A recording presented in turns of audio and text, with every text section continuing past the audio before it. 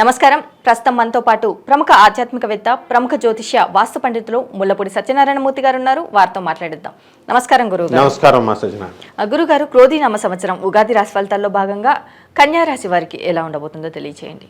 ఈ క్రోధీనామ సంవత్సరం ఏప్రిల్ 9, 2024 సంవత్సరంలో రావడం జరిగింది.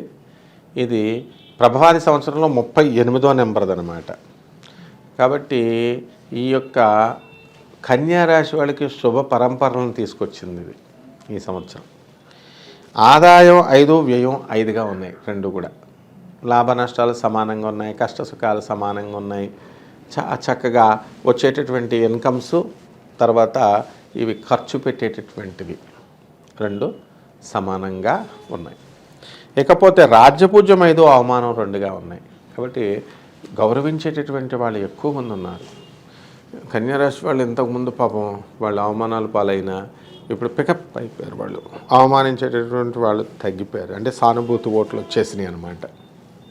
అలాగే ఈ యొక్క కన్యారాశి వారికి మనకి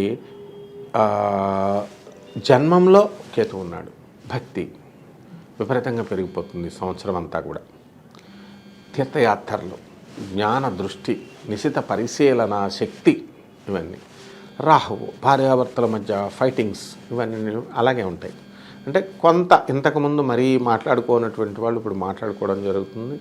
ఇంకా కాపురాలు పెట్టరనమాట. వేరే వేరే ఇళ్లల్లో, ఒకే ఊర్లో ఉన్న వేరే వేరే చోట వీళ్ళు ఉండడం, వేరే వేరే ఇళ్లలో ఉండడం జరుగుతుంది. యుఎస్ అవనియండి, యూకే అవనియండి, ఇండియా అవనియండి.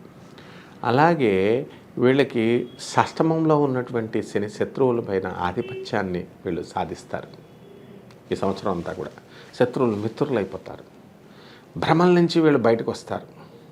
వాళ్ళు పంపిస్తారేమో మమ్మల్ని అమెరికా, వీళ్ళు పంపిస్తారేమో ఫ్రెండ్స్ ఫ్రెండ్స్ ఫ్రెండ్స్ అని అనుకునేటటువంటి వాళ్ళు ఎవరో పంపరు అనేటటువంటి రియలైజేషన్ వస్తారు. ఎవరైతే పంపించేటటువంటి గురువులు ఉన్నారో అటువంటి వాళ్ళు వాళ్ళ వల్లే సాధ్యమవుతుంది, వాళ్ళ టీచర్స్ అనేది తెలుసుకోగలుగుతారు. అంటే మన సొంత ప్రతిభ వల్లే మనం వెళ్ళగలుగుతాము. మనం చదువుకున్న విద్య, మనకు పాఠాలు చెప్పిన ప్రొఫెసర్ల సహాయమే మనకి వస్తుంది అనేటటువంటి స్పృహ ఈ గురుడు తీసుకొస్తాడు. ఇందువలన భాగ్యంలోకి ఈ గురుడు వస్తున్నాడు అనమాట. కాబట్టి అదృష్టాన్ని తీసుకొస్తున్నాడు. ఇంతవరకు మరి అష్టమంలో ఉన్నటువంటి ఈ గురుడు మనకి ఏప్రిల్ మనకు 9 వచ్చేయడం వల్ల మే 1కి ఈయన భాగ్యంలోకి వస్తాడు. అప్పుడు దాకా స్వల్పంగా ఒక 15 రోజులు అనేటటువంటివి ఆర్థిక ఇబ్బందులు, మానసిక అశాంతి, ఇంకా భ్రమల్లో ఉండడం ఇలాంటివి జరుగుతాయి. మే 1 నుంచి పటాపంచలు అయిపోతాయి అన్నమాట ఈ భ్రమలన్నీ కూడా. వృత్తి, ఉద్యోగ, వ్యాపార పరంగా ఎలా ఉండబోతుంది అంటారు? వృత్తి, వ్యాపార, ఉద్యోగ విషయాలలో మనకి ఈ కేతువు జన్మంలో ఉండడం వల్ల అఖండంగా ఏప్రిల్ నుంచి మనకి జూలై నెల వరకు, ఏప్రిల్, మే, జూన్, జూలై ఈ 4 నెలలు కూడా టీఏలు అరియర్స్లు అన్నీ వచ్చేస్తాయి. ఇంప్రూవ్మెంట్ అనేటటువంటిది ఉద్యోగంలో కనబడుతుంది. వర్క్ టెన్షన్స్ ఉంటాయి. ఇక ఆగస్టు, సెప్టెంబర్, అక్టోబర్, నవంబర్ మనం ఈ 4 నెలలు మనం తీసుకున్నప్పుడు అద్భుతంగా ఉంటుంది. ఈ యొక్క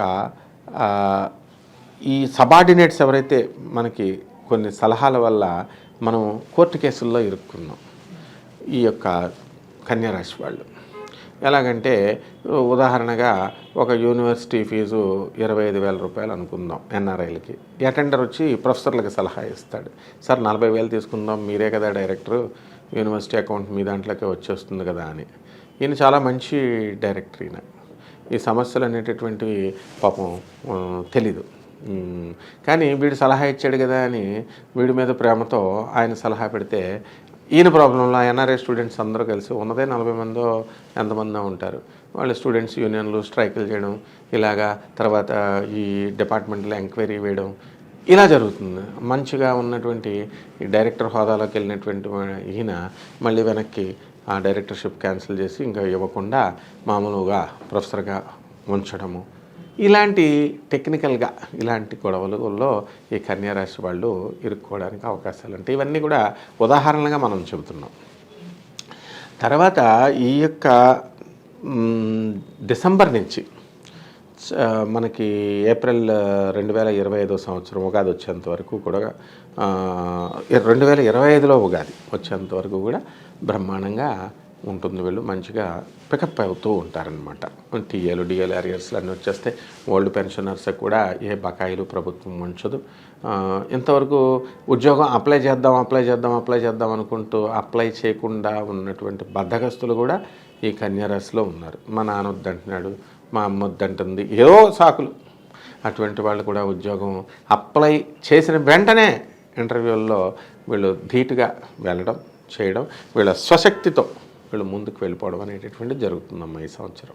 మరి అలాగే వ్యాపారస్తులు కనుక చూస్తున్నట్లయితే ఎలాంటి వ్యాపారాలు ప్రారంభించవచ్చు అంటారు, ఏ సమయంలో ప్రారంభించవచ్చు అంటారు? ఈ కన్యారాశి వారికి ఇనుము సంబంధించిన వ్యాపారాలు స్టార్ట్ చేసుకోవచ్చు.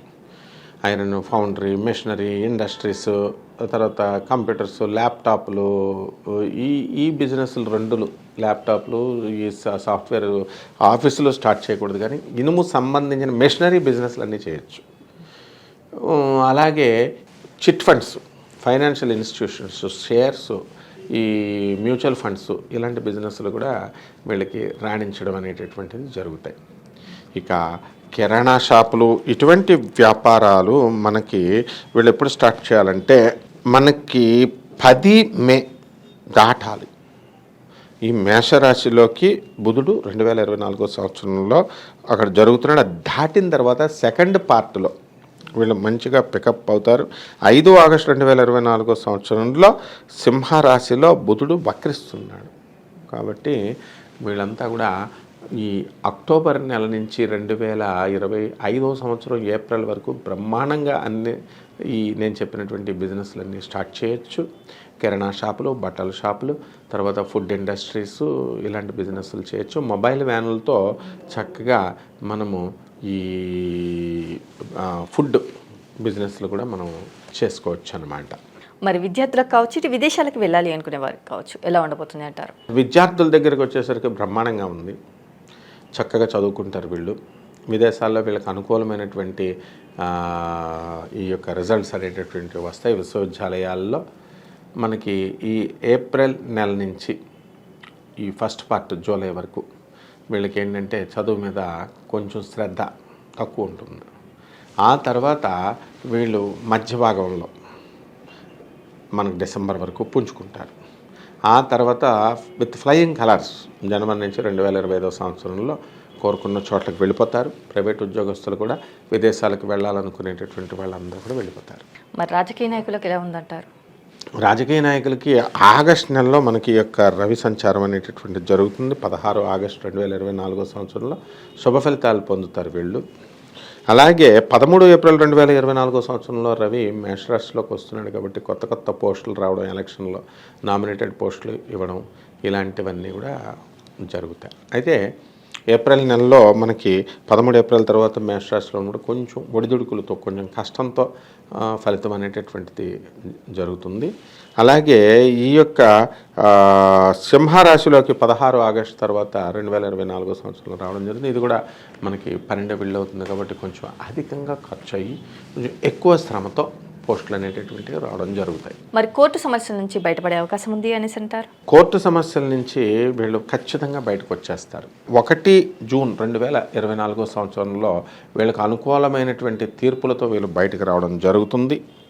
అలాగే 7 డిసెంబర్ 2024 సంవత్సరంలో కనుక కోర్టు తీర్పులు వచ్చేటటువంటి వాళ్ళు ఎవరైతే ఉన్నారో వీళ్ళకి వ్యతిరేకమైనటువంటి తీర్పులు రావడానికి ఉంది. ఎందువల్లంటే ఈ యొక్క కుజుడు వక్రించి కర్కాటక రాశిలో ప్రవేశం చేస్తున్నాడు. కాబట్టి కొంచెం అక్కడ జాగ్రత్తగా ఉండాలి. మరి అలాగే వీరికి వివాహ యోగం కానీ సంతాన యోగం కానీ ఉంది అంటారా? ఇక సంతాన యోగం పుష్కలంగా ఉంది. గురుడు భాగ్యస్థితిగతుడై సంతానం అనేటటువంటి ఈ సంవత్సరం అంతా కూడా ఇస్తాడు. ఇక వివాహ యోగం దగ్గరకు వచ్చేసరికి మనకి శుక్రుడు ఎక్కడ మనకి బాగుంటాడు అని అంటే మనకి మొదటి పార్టులో 19 మే 2024 సంవత్సరం బ్రహ్మాండంగా ఉన్నాడు. ఏంటి, ఈ యొక్క వృషభ రాశిలోకి ఈ యొక్క శుక్రుడు స్వక్షేత్రగతుడు అవుతున్నాడు. అప్పుడు వివాహాలు అవడానికి అవకాశాలు ఉన్నాయి. 12 జూన్ 2024 సంవత్సరం తర్వాత మిథునంలోకి ఈ యొక్క శుక్రుడు ప్రవేశం చేస్తున్నాడు. అప్పుడు కూడా మనకి వివాహాలు జరుగుతాయి. అలాగే మళ్ళా మనకి 18 సెప్టెంబర్ 2024 సంవత్సరంలో ఈ యొక్క శుక్రుడు తులారాశిలోకి ప్రవేశం చేస్తున్నాడు. కాబట్టి అప్పుడు కూడా ఇంతవరకు వివాహాలు కానటువంటి వాళ్ళకి వివాహాలు అయిపోతాయి. గృహయోగం కానీ వాహన యోగం కానీ ఉంది అంటారా? వాహన యోగం ఉంది. శని షష్టమ స్థితిగతుడై వాహనాలు కొనేస్తారు ఈ సంవత్సరంలో. ఎప్పుడైనా సరే మొత్తం 3 పార్ట్స్లో కూడా కొనేస్తారు. అలాగే ఈ గృహయోగం కూడా గురుడు భాగ్యస్థితుడై మీకు అది ఇస్తాడు, సొంత స్థలాలు ఇస్తాడు. అద్దెలలో ఉన్నటువంటి వాళ్ళు మిద్దెంట్లోకి పెద్దిళ్లలోకి రావడం అనేటటువంటివి జరుగుతాయి. అన్నీ సమకూర్చుకుంటారు కన్యారాశి వాళ్ళు. మరి ఈ కన్యారాశి వారు చేసుకోవాల్సిన పరిహారాలు ఏంటంటారు? ఈ కన్యారాశి వారికి రాహు జపం చేసుకోవాలి, రాహు స్తోత్రాలు చదువుకోవాలి. రాహుకి కిలోంపావు మినుముల్ని ఆవుపేట రంగు వస్త్రాన్ని ఇచ్చి పేద బ్రాహ్మడికి శనివారం నాడు ఉదయం 8 గంటలకి దానం చేసుకోవాలి. అలాగే ఇంట్లో బెజవాడ కనకదుర్గమ్మ తల్లి పటం పెట్టుకొని చక్కగా ఓం దుర్గాయ నమః అనేటటువంటి మహామంత్రంతో కుంకుమతో అమ్మవారి పాదాలకి పూజ చేసుకోవాలి. నవగ్రహాల చుట్టూ తిరుగుతూ ప్రదక్షిణలు చేసుకుంటే ఈ యొక్క రాహుగ్రహం శాంతిస్తుంది. మనకి బాగుంటుందమ్మా ఈ సంవత్సరం అంతా కూడా. అలాగే గురుగారు, మరి ఈ క్రోధ నామ సంవత్సరంలో కన్యారాశి వారికి ఎలా ఉండబోతుంది? అలాగే వీరు చేసుకోవాల్సిన పరిహారాలు ఏంటి? రాహుకు చేయాల్సిన పరిహారాలు ఏంటి? అలాగే